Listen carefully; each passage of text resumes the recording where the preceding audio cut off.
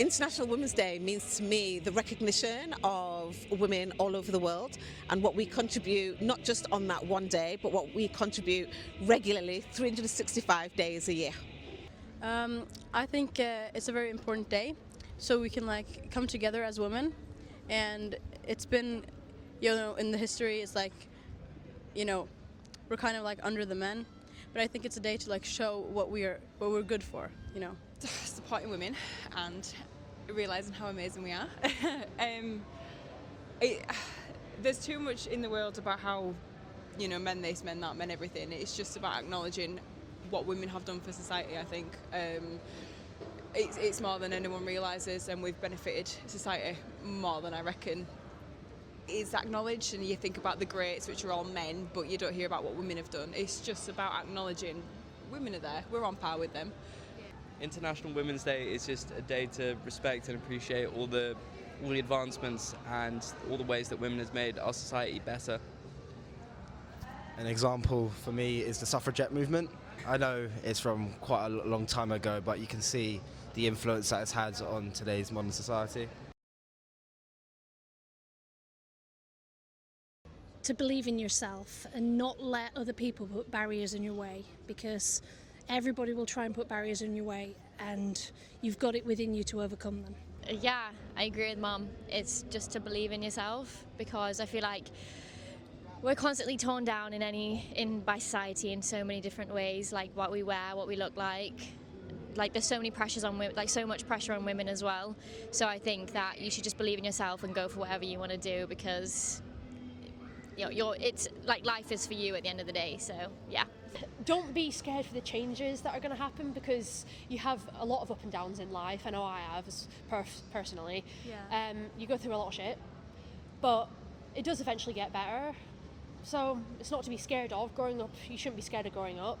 It's just part of life. Do stuff that you appreciate and want to do. Don't be told what to do, because there's a lot of women that get from both examples. So I'll get girls come to me and go, I don't do gym because I look like a man, which will never happen. That's an example with something I mean. But a lot of women will do something. So some girls might want to do OnlyFans, which, yeah, brilliant. If you want to do it, and because at the end of the day you're making money off men. But also, if you don't want to do it, don't do it. But I think women need to also appreciate each other. Someone might want to do something that they want to do, and just do what makes you happy. Be yourself, whether that be about your body or your job. If you want to be a scientist, or you want to work on computers, try and work on computers. If you want to be a gym instructor, work on gym instructor. If you want to be a topless dancer, be a topless dancer. Do whatever makes you happy. That'd be my advice. Do what you want. People are not going to like it. If you're fat, you're thin, you've got some spots, you've got clear skin, you're tall, you're short. If you're good at one thing, you're bad at another. You struggle with your mental health, you struggle with your physical health. If you put yourself out there and you're outgoing, if you're an introvert, whatever you do, someone's not going to like it. So just do what makes you happy. As long as you're not hurting anyone and yourself, and you're happy, go and do it. Someone's not going to be happy with you, so get them all. I don't know if I can swear on this. Let yourself live. It's difficult to just exist as a woman. So give yourself some room, give yourself grace. It's okay.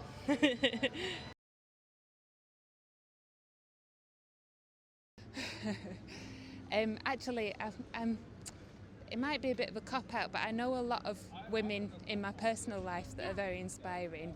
I'm from Rochdale and I work in Rochdale, and I just work with people from the community, which are extremely inspiring, of all ages as well. So they work in the community as volunteers, or they work, in their roles that are really, really sort of. I meet people every day that I think I want to be them when I grow up. So yeah. That's really nice. My mum, because she stood behind the camera watching me. Yeah, but she's a strong woman and she's raised 4 girls. So yeah, Mum. I think mums are the best people in the world. So yeah. I think it'd be my own mother, because she allowed me into this earth and she taught me how to treat other women with respect and everything I like to that. I've got to say my nana. My nana was the biggest believer in herself and her own beliefs. I think I might have to say Elizabeth first. Sorry. Mainly because she seemed to be a far better fit than her older sister in terms of what England wanted, but how she managed to turn a very male-centric role into her own, and in fact play off her femininity and her sexuality as a way of increasing her power. It was quite fascinating to historically speaking.